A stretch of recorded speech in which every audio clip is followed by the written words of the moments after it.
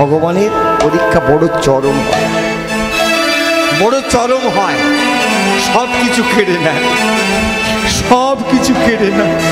সেই জন্যই তো শাস্ত্রের কথা, শাস্ত্রে গোবিন্দের মুখনিশ্চিত মুখের কথা, যে করে আমার আশ তার করি সর্বনাশ। তথাপি সে যদি ছাড়ে না আমার পাশ, তার হই আমি সারা জনমের দাস।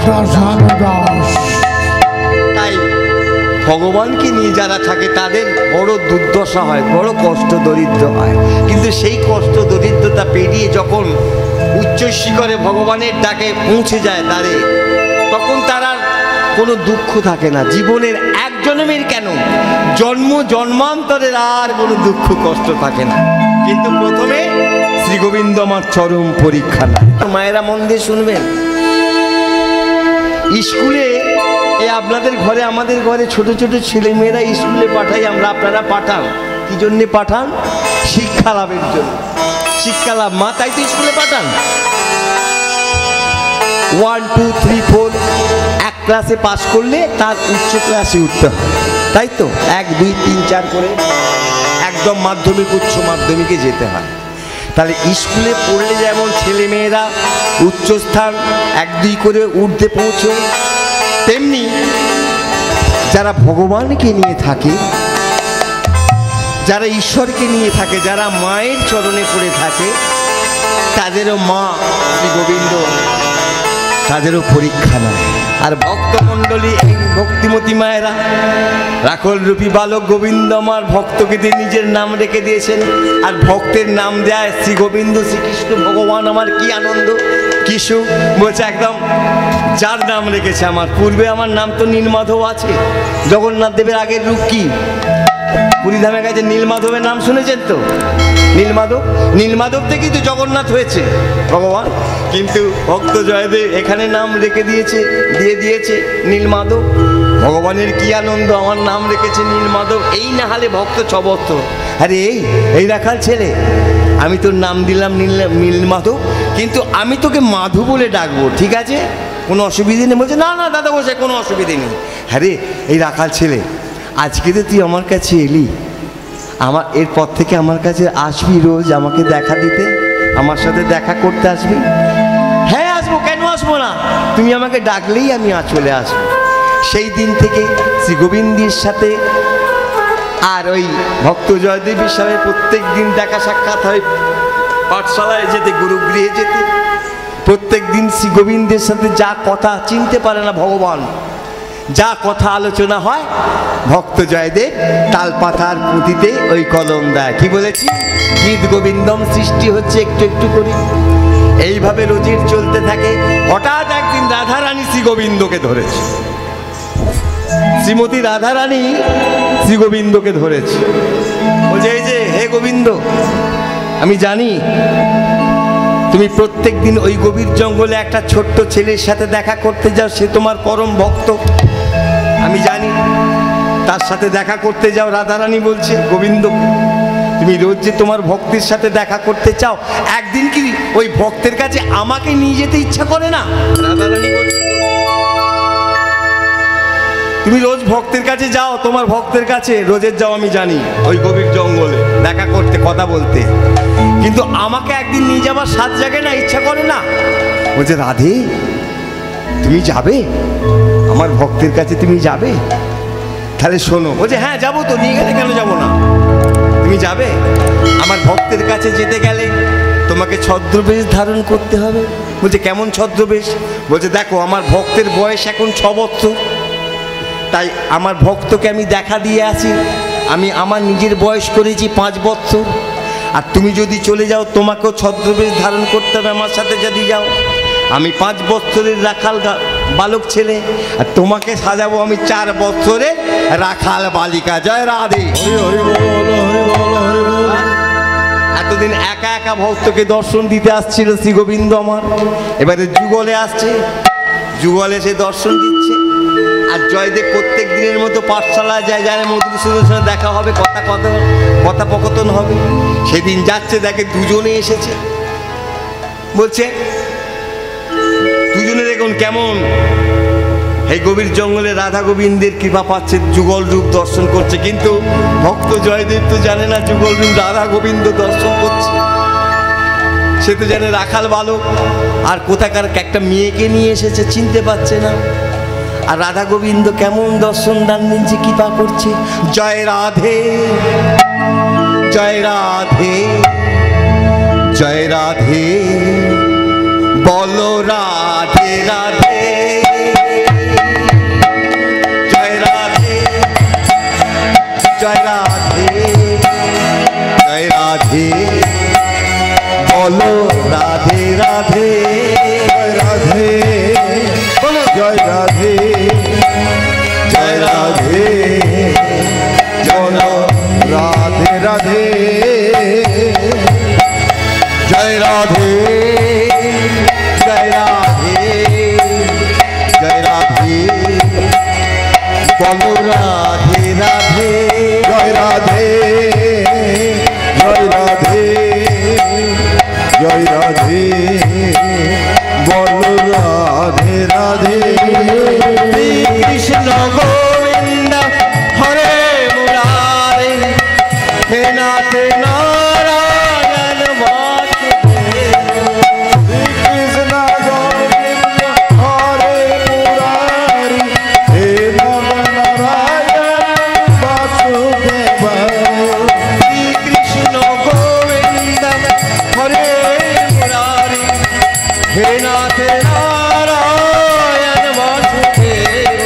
শ্রী কৃষ্ণ চৈতন্য হরে মুরারি, হে নর নারায়ণ বাসুদেব। জয় রাধে জয় রাধে জয় রাধে বলো রাধে রাধে, জয় রাধে জয় রাধে জয় রাধে বলো রাধে রাধে।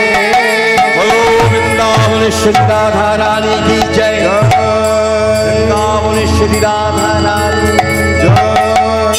আরে এই রাখাল ছেলে, এসেছিস? আজকেও এসেছিস? আরে তুই তো প্রত্যেক দিন একা একা আমার কাছে আসিস, আজকে এই মেয়েটাকে কোথায় পেলি? কে কে এই মেয়েটা? বলছে দাদা গোসাই, এই মেয়েটা আমাদের এই পাশেরই বাড়িতে থাকে। গোবিন্দ আমার বলছে, গোপাল, এই মেয়েটা আমাদেরই বাড়ির পাশে, পাড়ায় বাড়ির পাশেই থাকে। তা আমি একে, তুমি যে আমার একটা নাম দিয়েছো নীলমাধব নাম, এই মেয়েটাকে আমি বলে ফেলেছি। দাদা গোসাই আমি বলে ফেলেছি। যেদিন থেকে শুনেছে যে তুমি আমার একটা নাম দিয়েছো নীলমাধব, সেদিন থেকে মেয়েটা আমার পেছন ছাড়ছে না, পিছু ছাড়ছে না, ঘুরে ঘুরে বেড়াচ্ছে, সব সময় আমাকে ঘুরে ঘুরে বেড়াচ্ছে। বলছে আমাকে একবার নিয়ে চলো না। তাই তুমি নাম দিয়েছো, তাই মেয়েটারও ইচ্ছা তোমাকে দিয়ে ওই মেয়েটাও একটা নাম দেওয়া হবে। বলছে তাই এই মেয়েটাকেও নাম দিতে হবে? গোবিন্দ, রাধা গোবিন্দ চিন্তা করছে, হ্যাঁ ও ধরা পড়ে যাবো না তো, চিনতে পেরে যাবে না তো, চল। বলছে মেয়েটারও নাম দিতে হবে। কি নাম দেবো, কি নাম দেবো? এদিকে এদিকে তোরা দুজনে এদিকে। ভক্ত রাধা গোবিন্দের নাম দিচ্ছে। আগে গোবিন্দের নাম দিয়েছিল নীলমাধব, পরে নাম দিচ্ছে গোপী শ্রেষ্ঠা রাধা রানী, গোলক বৃন্দাবনেশ্বরী রাধের রাধা রানীর নাম দিচ্ছে, চিনতে পারছে না। বলছে তোর নাম আগে দিয়েছি আমি নীলমাধব। নীলমাধব নীলমাধব কি নাম দেবো এই মেয়েটার, কি নাম দেবো, কি নাম দেবো? আমি এর নাম দিচ্ছি মাধব প্রিয়া। ঠিক আছে? গোবিন্দ রাধা রানীর কি আনন্দ, কি খুশি দেখো। তোমার নাম দিয়েছে রাধা রানী, বলছে তোমার নাম নীলমাধব, আমার নাম দিল মাধব প্রিয়া। হ্যাঁ, কত অপরূপ নাম। শ্রী গোবিন্দ আর রাধা রানী মনে মনে কীর্তন করছে। কি করছে? নাম দিয়েছে নীলমাধব, আর রাধা রানীর নাম দিয়েছে মাধব প্রিয়া। এই যে মাধবের প্রিয়া রে, এই যে মাধবের প্রিয়া রে, এক জন্ম নয় জন্মে জন্মে মাধবের প্রিয়া রে, এক জন্ম নয় জন্মে জন্মে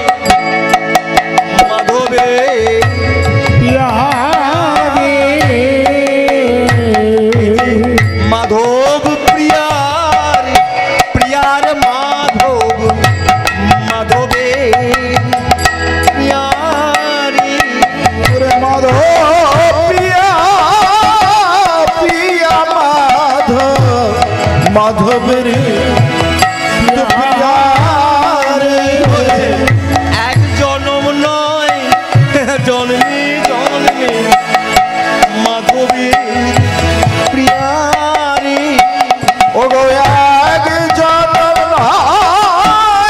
জন্মে জানে এই যে মাধবের প্রিয়ারে। ভক্তমণ্ডলী ভক্তিমতী মায়েরা এইভাবে দিন কাটে। প্রত্যেক দিন রাধা গোবিন্দের যুগল দর্শন পায়, কিন্তু ভক্ত চিনতে পারে না তার কাছে স্বয়ং রাধা গোবিন্দ আছে।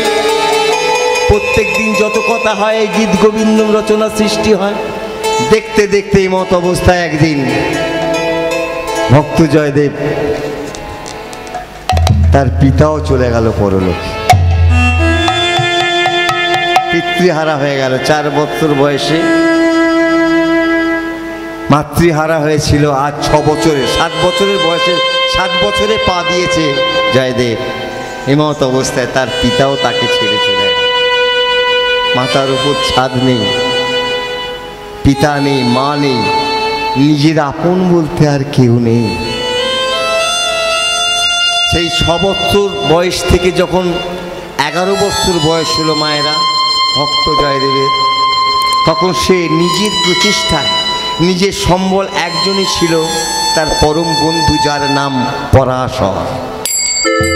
কথায় আছে না মাগো, সময়ের বন্ধু অনেক পাওয়া যায়, অসময়ের আপনার বিপদের দিনে যদি কোনো বন্ধু সহযোগিতা করে, সেই হলো পরম বন্ধু। সখ্য প্রেম আছে, সখ্য প্রেম বলতে আছে, সখ্য প্রেমটা মানে কি? বন্ধুত্ব প্রেম। যেমন শ্রী গোবিন্দের বন্ধুত্ব প্রেম ছিল, তার সখারা কারা ছিল? শ্রীদাম, সুদাম, দাম, বসুদাম, কৃষ্ণ, মঙ্গল, ভক্ত, সুদামা। এরা ছিল ভক্ত, এরা ছিল বন্ধু। তা ভক্ত জয়দেবের নিজের বলতে ছিল একজন পরাশর, পরাশর নামে বন্ধু। সে সর্বদা তার শিক্ষার কাজে সহযোগিতা করেছিল। জয়া নাম কি বলে ডাকতো জয়দেবকে? জয়া, জরা বা জয়া বলে ডাকতো সেই বন্ধু, পরম ভগ্নী। তার জয়দেবের এই অবস্থা, এমন অবস্থা এসে দাঁড়ালো, সে আর সহ্য করতে পারছে। ভক্তমণ্ডলী 6 বছর বয়স থেকে যখন 11 বছরে পা দিল, তখন সমাজে সে মহাপণ্ডিত রূপে প্রকাশিত হল, সর্বশ্রেষ্ঠ পণ্ডিত। আর 11 বছর বয়স থেকে যখন 16 বছর বয়স হলো, সম্পূর্ণ কৃষ্ণ প্রেম ভাবসাগরে, কৃষ্ণ প্রেমের বন্যায় সে ডুবে গেল। 16 বছর বয়সে কৃষ্ণ প্রেমের বন্যায় ডুবে গেল। অর্থাৎ যখন ভগবানের চিন্তা কেউ পাগল হয়ে সর্বস্ব ত্যাগ করে, শুধু গোবিন্দের চরণ ছাড়া কিছু জানে না যে ভক্ত, সে নিজের বলতে কিছু জানে না, নিজের বলতে কিছু রাখে না। কি খেলাম, কি পরলাম, তার বদনে বস্ত্র আছে কি না, তার খাওয়া হলো কি না, মায়া যে এমন হতে পারে এমন ভক্ত যে আমার গোবিন্দের কৃপা পায়, যে আমার গোবিন্দের চরণ দুটিকে জড়িয়ে ধরে, সে নিজের বলতে আর কিছু থাকে না। তাই যখন 16 বছর বয়স হলো, রাধা গোবিন্দের সেই যুগল রূপ দর্শন করতে করতে এমন ভাবসাগরে ডুবে গেল, সম্পূর্ণ খ্যাপা হয়ে গেল। খ্যাপা, সম্পূর্ণ খ্যাপা। পথে পথে ঘুরে কেন্দুলির গ্রামে, এ গ্রামে সে গ্রামে ঘরে, এ গ্রামে সে গ্রামে ঘরে, মাথার চুলগুলো বড় বড় হয়ে গেছে, চোখে মুখে কালি, দুর্দর্শ দুর্গন্ধ, হ্যাঁ, হাতের নখগুলো বড় বড় হয়ে গেছে। সবাই জয়দেবকে বলে উন্মাদ, পাগল, খ্যাপা। পাশের গ্রামে, এই গ্রামে সে গ্রামে যখন ঘুরে ঘুরে বেড়ায়, এই ছেলেটা, এই ছেলেটা, এদিকে আয়, এদিকে আয় বাবা। মায়েরা আপনাদের কোমল হৃদয়, মায়ার শরীর, তাই আপনাদের মতো মায়েরা সেই জয়দেবকে ডাকছে, এই ছেলেটা এদিকে আয়, আয়। কি তোর নাম, কি তোর নাম বাবা? এদিকে আয়। আমার নাম, আমার নাম শুনবে তোমরা? আমার নাম কি বলছে? হরে কৃষ্ণ রাম, হরে কৃষ্ণ রাম, হরে কৃষ্ণ নাম। এই তো আমার নাম। হরে কৃষ্ণ নাম, হরে কৃষ্ণ নাম, হরে কৃষ্ণ নাম, এই তো আমার নাম। হরে কৃষ্ণ নাম, হরে কৃষ্ণ নাম, হরে কৃষ্ণ নাম, এই তো আমার নাম। হরে কৃষ্ণ নাম, হরে কৃষ্ণ নাম, হরে কৃষ্ণ নাম, এই তো আমার নাম। হরে কৃষ্ণ নাম, হরে কৃষ্ণ নাম, হরে কৃষ্ণ নাম, এই তো আমার নাম। তোর নাম হরে কৃষ্ণ নাম? বাবা বাবা বাবা, তোর নাম হরে কৃষ্ণ নাম, তাহলে তোর বাবার নাম কি? তোর বাবার নাম কি রেখো? তোর বাবার নাম? আমার বাবার নাম শুনবে তোমরা? আমার বাবার নাম হরে কৃষ্ণ নাম, হরে কৃষ্ণ নাম, কৃষ্ণ নাম, হরে কৃষ্ণ নাম, হরে কৃষ্ণ নাম, হরে কৃষ্ণ নাম, এই তো আমার নাম। হরে কৃষ্ণ, হরে কৃষ্ণ নাম, হরে কৃষ্ণ নাম, এই তো আমার নাম। হরে কৃষ্ণ নাম, হরে কৃষ্ণ নাম, হরে কৃষ্ণ নাম, এই তো আমার নাম। আরে তোর বাবার নাম ও তোর পিতার নাম হরে কৃষ্ণ নাম, তাহলে তোর মায়ের নাম? আমার মায়ের নাম? আমার মায়ের নাম হরে কৃষ্ণ নাম, হরে কৃষ্ণ নাম, কৃষ্ণ নাম, হরে কৃষ্ণ নাম, হরে কৃষ্ণ নাম, কৃষ্ণ কৃষ্ণ নাম, এই তো আমার নাম। আহো, তোর নাম হরে কৃষ্ণ নাম, তোর বাবার নাম হরে কৃষ্ণ নাম, তোর মায়ের নাম হরে কৃষ্ণ নাম, তোর মুখটা বড় শুকিয়ে গেছে রে বাবা। মায়ের মন তো আপনাদের মতোর মায়েরা,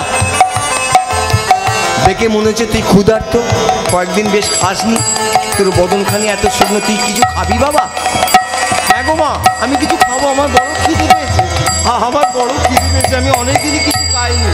তা এদিকে আয়, কি খাবি বল? কি তোকে খাই বলতো? কি খাবে?